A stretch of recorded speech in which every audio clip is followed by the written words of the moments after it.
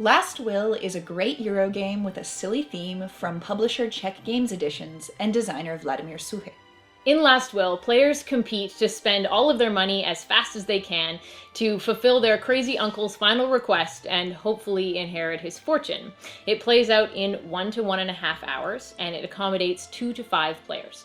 So each player begins Last Will with a player board, a set of tokens, and an amount of money between 70 and 140 pounds that's going to be determined at the start of the game. Whoever manages to spend all of this money and go bankrupt the fastest wins. The center of the table is set with the planning board and the offering board, as well as several different decks of cards.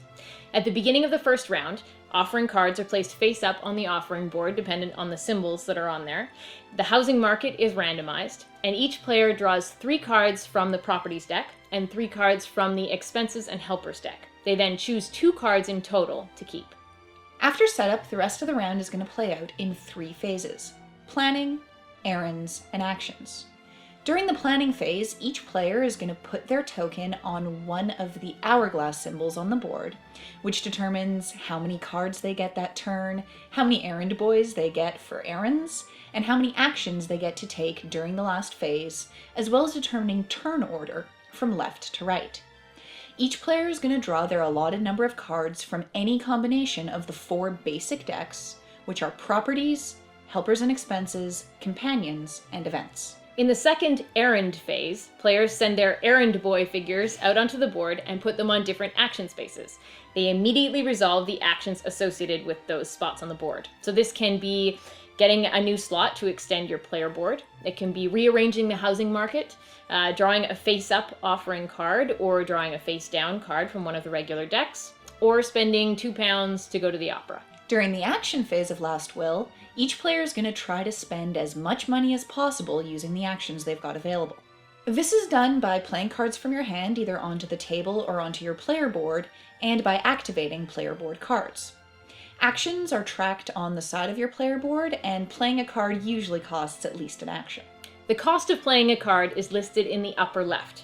A white event card, like a boat trip or a trip to the theater or a dinner, is a one-off card that you spend. You can make it cost more money, though, if you spend more actions on it or if you use a companion card with it.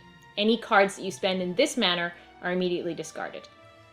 Black-bordered helpers, expenses, and properties are played onto your player board instead of being discarded, and they're going to let you take extra actions or spend extra money in future rounds. Now, players can activate player board cards once per turn by paying their cost in money or actions or both, and that's listed in their upper right. Expenses are like events you can use repeatedly. Properties you buy for the cost in their upper left, plus or minus whatever modifier is reflected in the housing market. You place it on the board in front of you. Now, once per turn, you can activate that property to spend money to upkeep it. However, if you don't spend that money and activate it, you can depreciate it at the end of the round. Now, depreciation is important because in order to win this game, you not only have to have no cash, you also have to have no property. So you sell your property for one action for the cost that it's depreciated to, plus or minus the housing market modifier. So players are encouraged to fix the housing market so that you can buy high and sell low. Now, helpers grant special privileges that let you spend more money, draw or keep extra cards, take an extra action, or even activate certain kinds of cards without spending an action. Now, you can only have as many properties, helpers, and expenses as you can fit on your player board.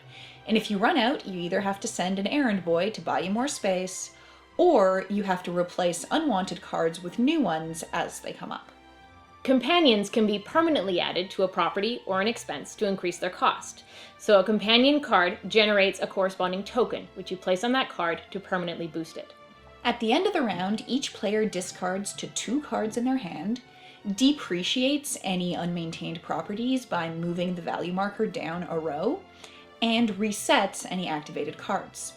Then you're going to clear off the offer board and set up new cards for the next round before the next planning phase begins. So if a player manages to go bankrupt, they trigger the final round in the game. So everybody else gets to finish their turn, and whoever ends up the most in debt wins the game.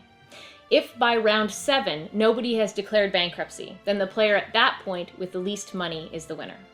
So I had a great time playing Last Will. For a game that is so quick and easy to learn, so simple to set up, and so short, it's really got a lot of depth.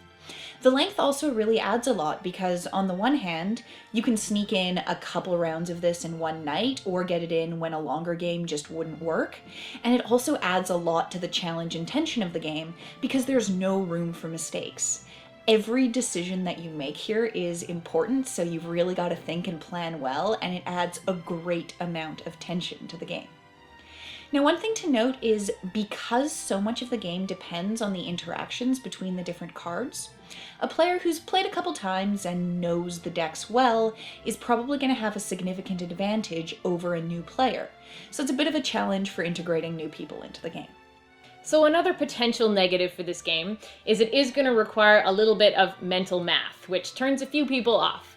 There's a lot of calculation that has to go on in your head here. You've got a lot of actions to deal with, a lot of money to spend, and especially as you get near the end of the game, if it's a very tight game and everybody's playing really well, you're going to have to do a lot of that thought in your head between turns, and that can turn a few people off who don't like math. A good thing about this game, though, the theme is incredibly unique. You're never going to see a game like this. I've never seen a game like this, and it's very well realized. All the cards are really funny. The theme is very cute, and it's just laid out very, very nicely. It's also got a huge amount of ways to win, which is fantastic. You can choose to go like all properties, you can choose to go all events, you can have a combination of the two, and every which way you're going to have a shot at winning the game, and it's going to be close if you play it well. So that's a great pro for this game.